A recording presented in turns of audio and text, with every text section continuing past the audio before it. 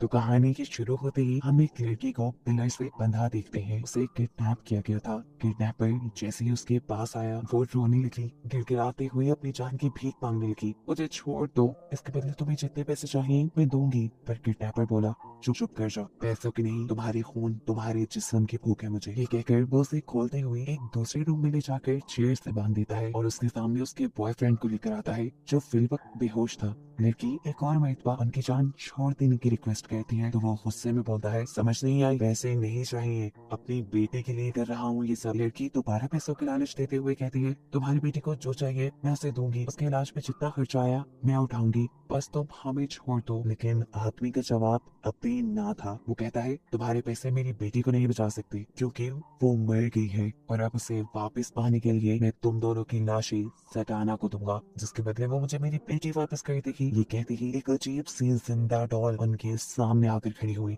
जिसे देखकर वो लड़की बुरी तरह डर गई। वो अब कुछ भी बोल नहीं पा रही थी। उसकी आंखों के सामने अब वो किडनैपर उसके बॉयफ्रेंड के मुंह पे टेप लगाता है और कुछ स्पेल्स पढ़ते हुए एक अजीब सी नाइफ उसके जिस्म में स्टैब कर देता है। उस लड़के की बॉडी से निकलता हुआ खून वो एक गिलास में इकट्ठा करने लगा था और ये देखकर लड़की से बर्दाश्त नहीं हुआ। उसने अपने आप को छुड़ाने के लिए जोर लगाया और हाथ खुलते ही वो यहाँ से भाग गई। लेकिन भागकर जाती भी वो कहाँ पे, ये एक सुनसान आइलैंड था। भागते भागते जब वो थक गई और सांस लेने के लिए रुकी तो उसने फील किया उसके पीछे कोई है। जैसे ही वो पीछे मुड़ी तो उसके पीछे सटाना थी जो उसे लेकर दोबारा वहीं उसी फार्म हाउस में आ गई। एक किडनैपर उस लड़की को दोबारा बांध देता है और फिर काम खत्म करके अपने लॉन्च पे आकर टीवी चलाता है जहाँ उसे एक डॉक्यूमेंट्री देखने को मिलती है। इस डॉक्यूमेंट्री की एंकर थी जोई, जो पूरी दुनिया की अजीबोगरीब जगहों पर डॉक्यूमेंट्री बनाती थी और उनका असल सब लोगों तक पहुंचाती थी। उसकी टीम के 6 लोग उसकी स्ट्रेंथ थे और सभी लोगों को नई नई जगहें डिस्कवर करना भी बहुत पसंद था। यहीं पर हम डोरी नाम की एक टीम मेंबर से मिलते हैं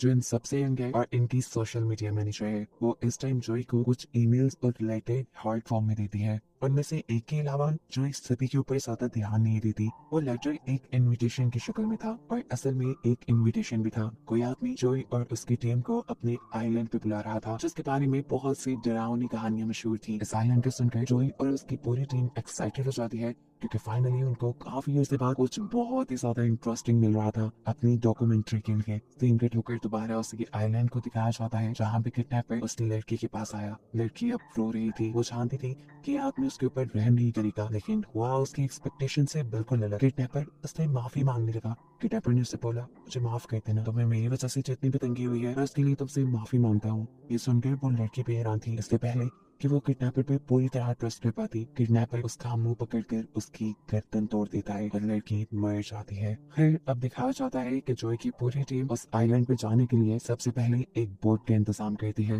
हैरानी की बात थी कि ये लोग जिस बोट वाले से बात करते थे वो सभी उस आइलैंड पे जाने से इनकार कर देते थे। काफी टाइम बाद उनको एक ऐसा बोट वाला मिल ही गया जो उस आइलैंड पर जाने के लिए तो मान गया, लेकिन उसने बहुत सारे पैसे मांगे। फिलहाल पैसे उनके लिए बड़ा मसला नहीं था। ये लोग पे करते हैं और उस आइलैंड पे पहुंच जाते हैं। वहां जाते ही पहले पहले तो सब काफी अच्छा था।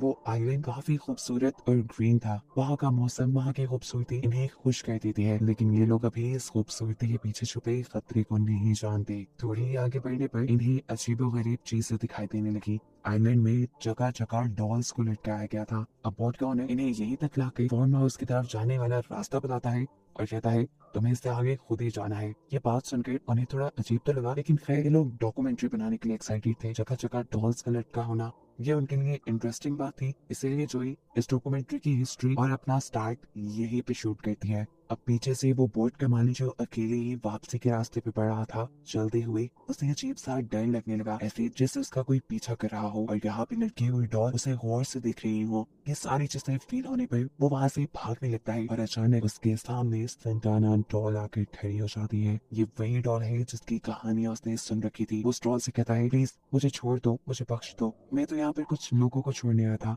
तुम उन सबको मार देना, उसके बदले तुम मुझे छोड़ दो। लेकिन सेंटाना उसके सुनती नहीं और उसका मुंह पकड़ती हुई गर्दन को मोड़कर उसे मार देती है। सीन के ठोकर अब हमें जॉय को दिखाया जाता है जो इस आइलैंड की हिस्ट्री बता रही थी। असल में इस आइलैंड पे एक आदमी था जिसकी बेटी मर गई, जिसके मरने से न जाने उसके दिमाग को क्या हुआ, उसने पूरे आइलैंड में डॉल्स लटका दी क्योंकि उसे लगता था कि उसकी बेटी की स्पिरिट किसी तरह यहाँ आइलैंड पे लटकी हुई किसी डॉल के अंदर कैद हो जाएगी और ऐसे वो बार बार अपनी बेटी से मिल पाएगा। अब वेरोनिका ये नेम के ग्रुप की एक मेंबर आइलैंड में अकेले ही निकलती है और करीब ही उसे घर दिखाई देने पर वो अपनी पूरी टीम को आवाज देकर यही बुला लेती है। ये घर देखकर सबको ये नॉर्मल लग रहा था, ऐसे जैसे किसी भी नॉर्मल इंसान का घर होके। लेकिन अजीब काम इनके साथ ये हुआ कि इसका दरवाजा खुद ब खुद उनके लिए खुल गया। जो को लगा ये जूलियन का घर होगा, उसी आदमी का जिसने उन्हें लेटर लिखकर यहाँ बुलाया था। वो घर के अंदर जाकर जूलियन जूलियन ऐसी आवाजें लगाती है, लेकिन कोई भी जवाब ना आने पर ये सभी लोग अंदर चले जाते हैं। अंदर का सामान माहौल बिल्कुल नॉर्मल था। हालांकि ये लोग एक्सपेक्ट कर रहे थे कि जूलियन का घर काफी डरावना होगा।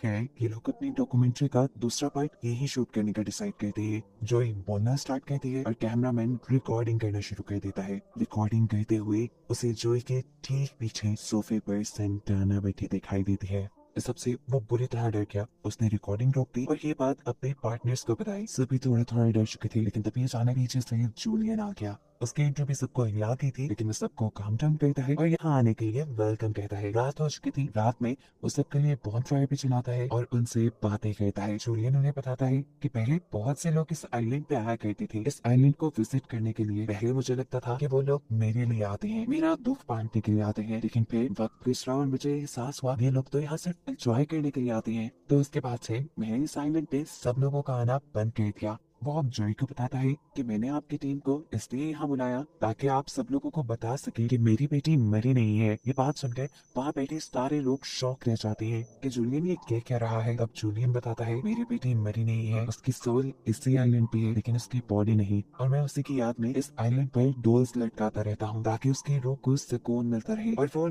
वो उन डॉल्स में खोई रही। सारी बातें खत्म होने के बाद वो इन सबसे कहता है कि रात में साइलेंट पे ठंड हो जाती है, आप लोगों को ब्लैंकेट लेकर सोना चाहिए। अगर आप चाहें तो मेरे भी घर स्टे कर सकते हैं। लेकिन ये सब लोग इनकार कर देते हैं और जोई उससे कहती है असल में हमें रात के वक्त यहाँ के कुछ शॉट्स लेने हैं, ऐसे में आप डिस्टर्ब हो जाएंगे। कोई बात नहीं, हमें टेंट्स में कोई प्रॉब्लम नहीं होगी। जूलियन अपने घर चला जाता है, ये सब अपने अपने टेंट्स में चले जाते हैं, जबकि इनमें से कपल यहाँ पास के फार्म हाउस के बेसमेंट में चले जाते हैं रात गुजारने के लिए। अब ये लोग यहाँ पर सो ही नहीं थे कि इन्हें बाहर से किसी के हंसने की आवाज आने लगी। पहले पहले तो इन्हें लगा कि वेरोनिका और टोरी इन्हें तंग कर रहे होंगे, लेकिन फिर अचानक इनके सामने आ गई और इनके कुछ सोचने से पहले ही संताना ने उस आदमी के ऊपर हमला करके उसे मार डाला। उसकी वाइफ डरकर जोर से चीख मारती है और अगले ही सेकंड संताना उसका भी काम तमाम कर देती है। वेरोना और टोरी इस टाइम आइलैंड के विजिट पे निकले हुए थे, जहाँ आइलैंड में इन्हें काफी सारी डॉल्स नजर आ रही थी। टोरी का मानना था ये सच में कोई पैरानॉर्मल एक्टिविटी है, यानी कोई डरावनी कहानी है इसके पीछे,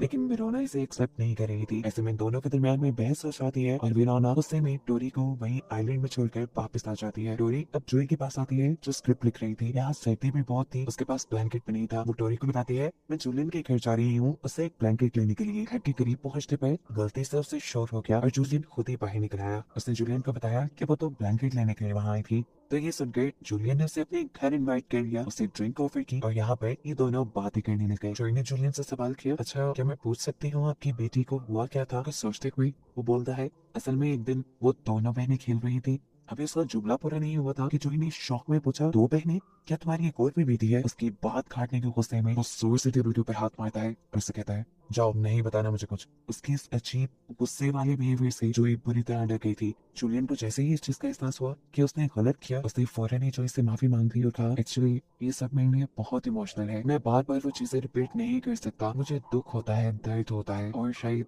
इसी दर्द को छुपाने में मैं गुस्सा कर गया, अब सॉरी। जोई भी इस टाइम उसकी इमोशन समझती है और उससे कहती है कोई बात नहीं। अब जूलियन उसे ब्लैंकेट ला कर देता है और जोई अपने कैंप में वापस सोने के लिए चली जाती है। ये लोग सो गए और आधी रात में हमने देखा कि एकदम से कोई जोई के पीछे आकर खड़ा हो गया और उसने जोई का मुंह पकड़ के उसकी गर्दन तोड़ के उसे मार डाला।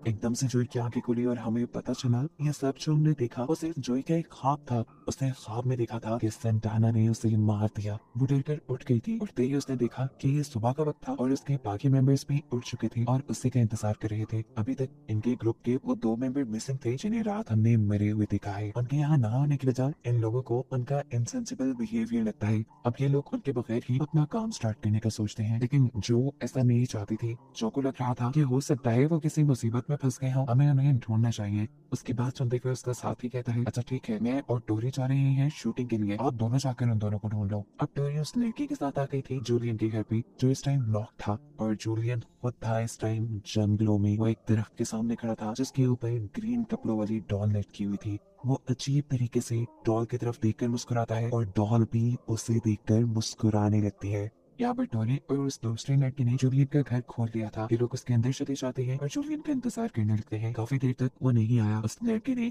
यहाँ पर शूटिंग सेटअप बनाया और जैसे ही जाकर वो सोफे में बैठा तो उसे वहाँ टेबल पे रखी हुई बहुत सारी पिक्चर्स नजर आई, जिनको देखते हुए उसे उनमें से टोरी की पिक्चर भी मिली और उसके दिमाग के घोड़े चलने लगे। ये पिक्चर देखकर उसे रियलाइज हो गया कि उन्हें किसी प्लान के तहत यहाँ लाया गया है। वो टोरी ही थी जिसने जोई को वो इनविटेशन लेटर दिया था। इससे पहले कि वो ये बाहर टोरी से कंफर्म कर पाता, टोरी उसे खुद बता देती है कि वो जूलियन की बेटी है। ये कहते ही उसने उस आदमी के सर पे किसी चीज से जोरदार वार किया और उसे मार डाला। ये कहते ही उनके पीछे जूलियन भी आ गया, जिसने टोरी को इस काम की बहुत शाबाशी दी और कहा, मैं और मेरी बेटी तुमसे बहुत खुश हैं। सीन कट होकर हमें वेरोना और जॉय को दिखाया जाता है, जो कि अपने 2 मेंबर्स को ढूंढने के लिए निकले थे। जंगल में जाते हुए इनके दरमियान किसी चीज को लेकर बहस हो जाती है। अभी ये बहस कर रहे थे, इनके सामने आ गई सेंटाना। वेरोना को लगा ये उनके साथ कोई मजाक कर रहा है। उस देखकर हंसने लगती है, लेकिन उसकी हंसी तब बंद हुई जब जॉय ने उसे बताया ये सेंटाना है और ये जेब है, क्योंकि रात में ये मेरे ख्वाब में भी आई थी।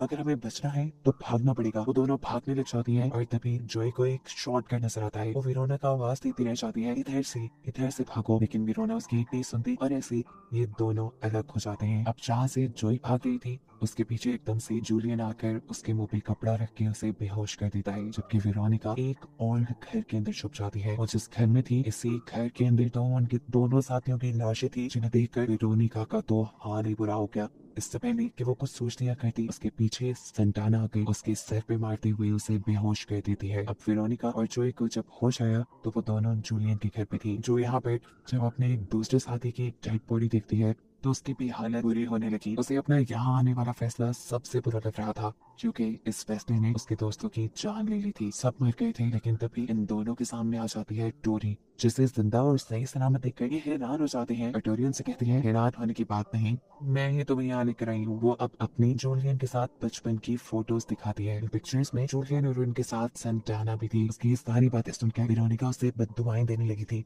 लेकिन तभी उसने वेरोनिका के गले पे चाकू रख दिया। ये देखते हुए जोई ने उससे अपनी जान की भीख मांगी। उसे कहा, प्लीज छोड़ दो, ना करो ऐसे। तब टोरी ने उन्हें बताया, नहीं, अब जान तो तुम्हारी बख्शी नहीं जा सकती, क्योंकि सेंटाना को तुम्हारी बॉडी पसंद आ गई है, इसीलिए अब तुम मारी जाओगी। तुम्हारा सेक्रीफाइस सेंटाना को सबसे ज्यादा अच्छा लगेगा। इनकी इन्हीं बातों के दौरान यहाँ पर जूलियन भी आ जाता है और इनसे कहता है, माफ करना, लेकिन हमें तुम्हें मारना पड़ेगा, क्योंकि तुम्हें मारने से हमारी सेंटाना खुश होगी। अब ये दोनों सबसे पहले वेरोनिका और जोई को जख्मी कर देते हैं और एक बॉल में उनका खून इकट्ठा करते हुए कुछ स्पेल्स बोलते हैं, वही स्पेल्स जो जूलियन ने मूवी के स्टार्ट में बोले थे। अब इन्हें सारे मरे हुए लोगों का खून मिक्स करना था। ये काम करने के लिए जब टोरी वेरोनिका के पास गई तो वेरोनिका ने उसके हाथ पे इतनी जोर से बाइट किया कि उसका हाथ कट उसमें से खून आने लगा। वो खून वेरोनिका के खून के साथ मिल गया और रिचुअल बर्बाद हो गया। ये देखकर जूलियन घबरा सा गया था। वो रिचुअल को सही करने के लिए पहले बाकी सब लोगों की डेड बॉडी यहाँ लाने का डिसाइड करता है, लेकिन मौका पाते ही